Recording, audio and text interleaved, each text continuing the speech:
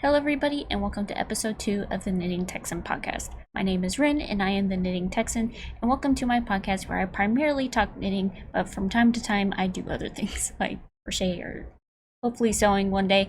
But I am coming to you from my small town in Texas where I live, where I'm from, and where I live with my family. If you are new or have been here before, thank you so much for watching. I really appreciate it, and I hope you enjoy my podcast. So yeah, let's start off with finished objects. So for my very first finished object, I actually finished my feldspar tee, and it's upside down. I actually finished my feldspar tee, which is my first garment. This is my first garment, and I still have my earbuds in. Sorry. I was testing the sound, and so that's why I have my earbuds in. So this is the feldspar tee. I made it longer than it was in the pattern. So yarn is Yarn Bee Soft and Sleek DK in the denim colorway. I used about 1.5 balls. I didn't really weigh the second ball to see how much I had used, but there's quite a bit left in it. And actually, I actually had a trick for how to knit off of those things, because I was having a hard time knitting off of the ball, because it's one of those weird. Here, let me get it. It's one of those weird balls. So this is what I have left of the second ball. And you can see it was one of those weird, I don't know if you remember from the last podcast, but it's one of those weird balls that's like, not like a bullet, but not like a cake. It's like this weird cousin of the two. And so anyways, what I did to make it easier to knit off of is I actually opened up the middle like that, and I stuck it on my ball winder, and then it just kind of easily pulled off instead of like rolling around in my project bag. So anyways, if you're having trouble knitting with these kinds of yarn balls and you have a ball winder, my ball winder is just over there, so it's like a straight shot from my chair, so it was super easy to use my ball winder to knit off of this. But anyways, finished my feldspar tee. It does fit, which to me is amazing, because this is my first garment, and so I was super concerned that it was going to be too small or it was going to be too short or whatever. But I did make it longer than the pattern. The sleeves did end up being bigger than was in the pattern, about 20 stitches bigger, but I'm okay with it, because I would think I would have to go up, make the sleeves bigger anyways, because of how I have even commercial shirts. So how commercial shirts even fit me. So anyways, feldspar tee, really excited about how well that went. The needles were my Knitter's Pride Dreams, and I think they were the size 8 or the size 6. I think they were the size 6. I think I just did whatever was recommended in the pattern. I don't even think I did a gauge swatch or anything like that. So anyways, that's my feldspar tee. And for finished object number 2, I finished 2 things. Although, of course, it was 2 weeks, but anyways. So my second finished object are these stripy socks. However you say that. And the ends aren't woven in, but big stripy socks, and this is in the Tia's Terrific Threads 12 feet deep colorway. It was an 80/20 merino nylon. It was my first, no, not merino, it was blue face luster. It was my very first BFL sock, and also my very first 80/20, now that I think about it. So anyways, stripedy socks. I used a 50 gram ball. Like I said in the previous podcast, sorry, I'm all over the place. I can't talk. So, like I said in the previous podcast, I got this ball from Sock Week from Natalie of Nitty Natty. I won the first Sock Week, and this was my prize, was this gobstopper ball of this colorway. And so I divided it into 250 gram cakes. And so this is one of the 50 gram cakes, and it almost did 2 socks. I don't know if you can see the difference there, but that little spot at the top was a different yarn. But it almost did 2 socks, like men's 11 size socks, maybe. Maybe 11, maybe 10. Size 10. So yeah, use 50 grams. This sock pattern is my version. Sorry, you have a glare of my glasses, but this is my version of the Crazy Sock Ladies sock pattern. I knit these on 2.25 millimeters US size 1 DPNs, Chaigu DPNs, and that's just my basic sock recipe, what I use for everybody and for everything. So now for projects half done or PhDs. I mean, half objects I understand, but I personally prefer PhD. Because I think it's funny. It's like I'm working on my PhD. It's like the Nitpicks mug. And so my half project, or whatever you want to call it, half finished object, is what I like to call my 2000s Batman socks. So, and the reason why I call it this is you'll kind of see when I show it to you. Like, I think of Batman when I see these, but like the Batman that I grew up with, I don't know if the older Batman was like this or the newer Batman. I don't think it's like this at all. I think he's more yellow and black. But like the Batman I grew up with was all these colors. So that's what I think of when I see this colorway. And this is Yarn Bean Cozy Toast. I actually have the tag for this. And as you can see, I got it on discount because Hobby Lobby was moving out all their old colorways for Cozy Toes. They have a bunch of new ones, and I haven't been able to try it because I got like, I think it was like 24 balls for socks. And because my feet are so small, I can actually get a pair of socks out of one ball, so, or little bullet thing.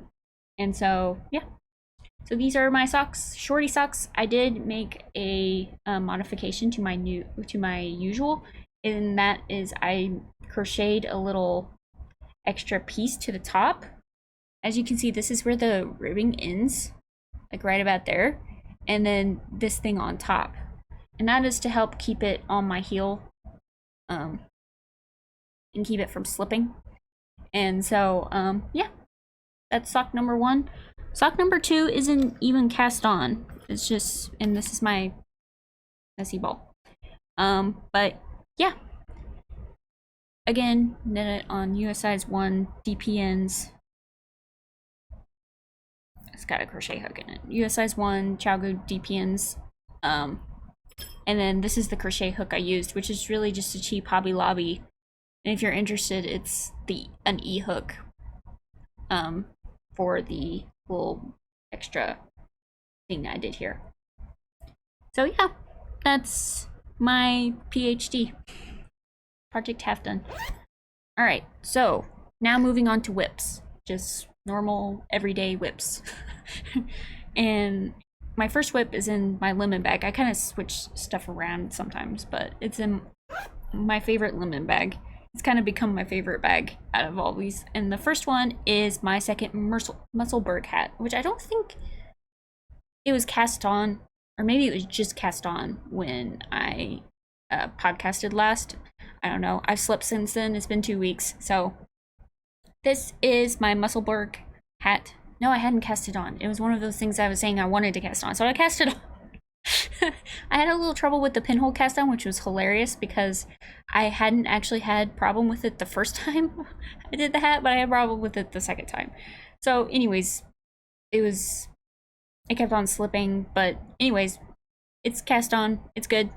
It's not that big. I'm making the adult medium or large because my family we have pretty big heads. I think my head is a 22 and a half, 23 inch head, which from what I hear of other people is bigger than average. So yeah, this is a large, which it will not be for me probably, but it might be. It might end up being for me. It might be too small. But I am knitting these on Chaigu, my interchangeable set. which I think are the red lace. And this is a US size 2. So, yeah. And this is where the other 50 grams of the Tia's Terrific Threads will hopefully go. I haven't quite decided yet if I want to have half of it be gray and half of it be the stripy, or if I'm gonna make it boring and just all gray. Haven't decided yet. But I have quite a bit left of the gray, and this is Yarn Bee Authentic and dyed in the soot colorway, I believe. And so yeah, I really like the Yarn Bee yarn. I've actually been really impressed with it. Having worked with hand-dyed yarn now, I'm actually really impressed with the, sorry. This is, I get itches. Since I'm wearing a hat, I can't really itch it very well. So, yeah. That is whip number 1 technically, but technically number 2. So my next whip is actually a new cast on, and I actually remember this is a new cast on because I cast this on a couple days ago. And so I know you haven't seen it yet. But I'm knitting them. It's kind of weird because I'm actually using 2 needles for this, 2 different kinds of needles. I'm using my Leica straights, and then this is the US 9, so super big.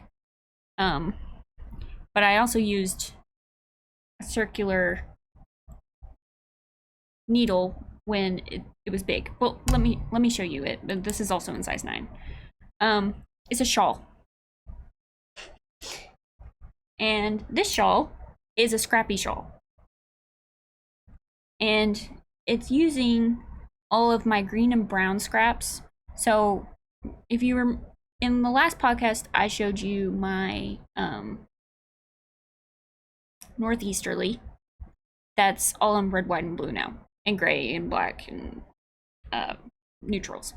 So I also liked the green and brown scraps that I had, but I didn't want to put them in my red, white, and blue one.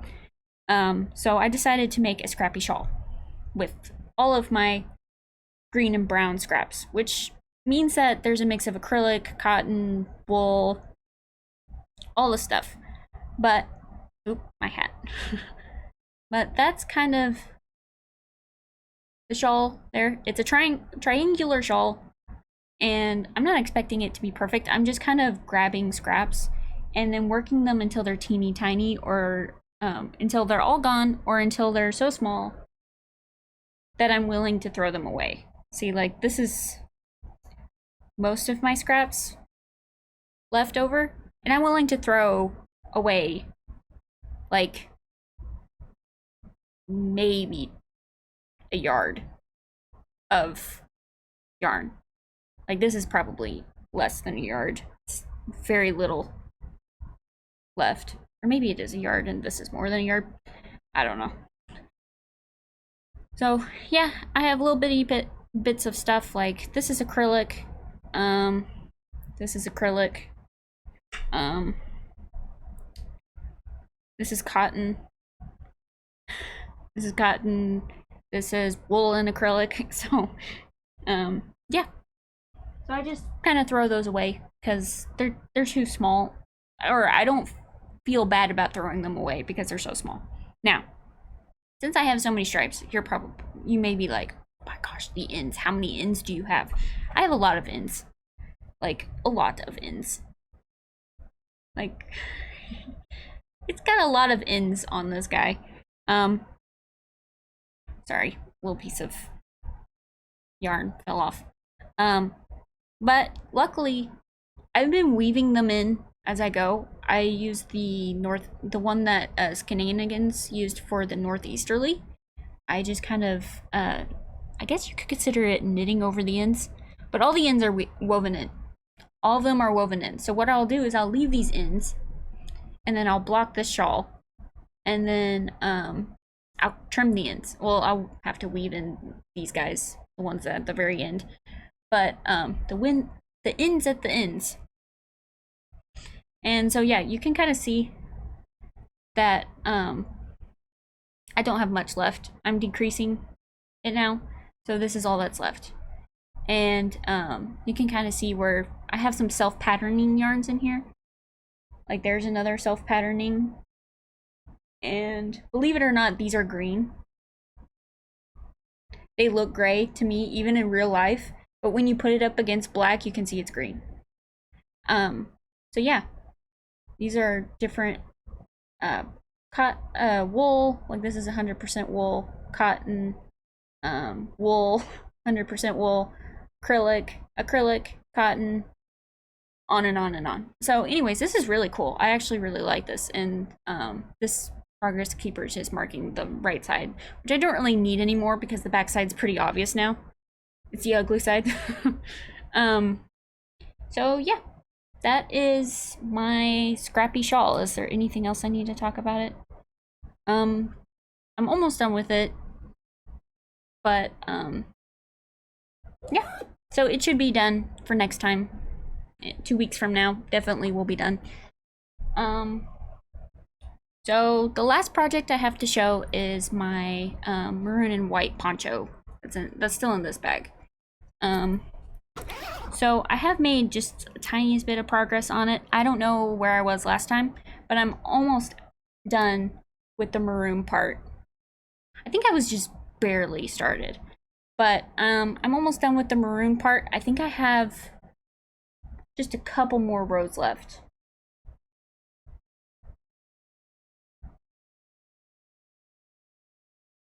Actually, one more pass back.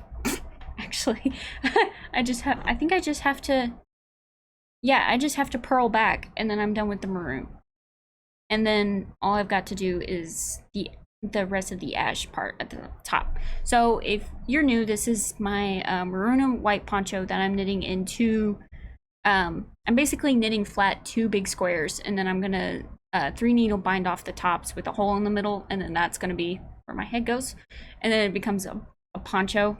To me, ponchos are circular. At least they were for me when I was growing up. They were circular. They weren't like the triangular ones or even the square ones. They were the circular ones.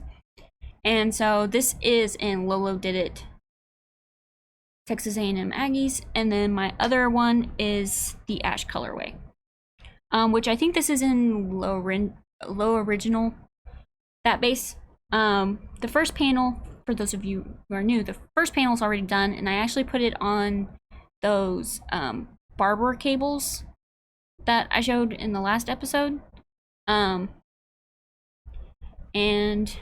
so yeah, so it'll be easier when I transfer it. Sorry, I keep on trying to itch my head, but because of my hat, I just end up like touching my hat, and it's really weird. It's really weird. So yeah, that will be what is next, is adding the ash colorway to it. Okay, so that is all of my whips and all my finished objects. Future cast-ons, maybe we'll do that this time, because it's pretty short. I don't have a time thing of how long I've been going, but future cast-ons, I have some yarns that I want to do future cast-ons with. So this is my basket of hand-dyed yarns, which, like I said before, my stash is kind of weird. I actually fill it up, and then I knit everything out again, and then I fill it back up again. So this is all Lolo Did It yarn. This is my only hand-dyed yarn right now, besides the Tia's Terrific Threads, or any yarn that I get in a giveaway or a knit along or whatever. And can't you see I have a color palette? So I do have this guy, which I'm hoping to make like either a shawl or a hat with. This is Lolo Did It Hippo for Hanukkah, which I love her hippo for Hanukkah. I love her hippo for Hanukkah, which is this one. And I also have hippo for Independence, which I really like because I really like the gray that she chose to be the background. So I would like to use this guy to make maybe a Musselburgh for hat, for a Musselburgh Me for hat. A Musselburgh hat for me, because that Musselburgh is not for me, and the other one is that I made is kind of camo, so maybe making one that's like gray and subdued.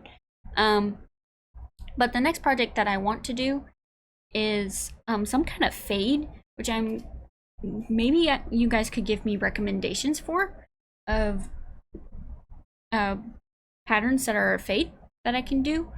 Um, which is this is a, I guess what you would call an abstract fade. So it's the ash colorway, which one of these skeins I'm going to use some of it for my poncho. So it's not going to be 2 full skeins of this guy. And then it's going to be hippo for independence. So it's going to be kind of that gray. And then it's going to be Texas A&M Aggies again. So it looks better. You can see the fade better this way, because you can kind of see the speckling is very similar. So we'll see how this guy goes. I may change my mind, but so far that's the plan. Yeah, I think that's pretty much it. And if you hear any noises, that's my chair. So yeah, that's pretty much it. If you have any suggestions for patterns, please let me know. I'm always welcome to the idea of new patterns and new designers. So yeah, I guess that's it. Thank you guys so much for watching. If you have any questions, be sure to leave them in the comment section below. I kept on saying description box below. I will link as many things as I can remember in the description box below. But if you have any questions on anything, just put it in the comments. I also do have an email for this podcast. It's just the knitting texan podcast at gmail.com, I believe. If not, I will correct myself here. I also do have a Ravelry group for this podcast. And yeah, I'll have my Ravelry linked below. And you can look at the project pages for the stuff that I've talked about in this podcast. Yeah, that's pretty much it. Thank you guys so much for watching. I will see you in 2 weeks. Be blessed, and I hope you have a great week and a great day. Bye.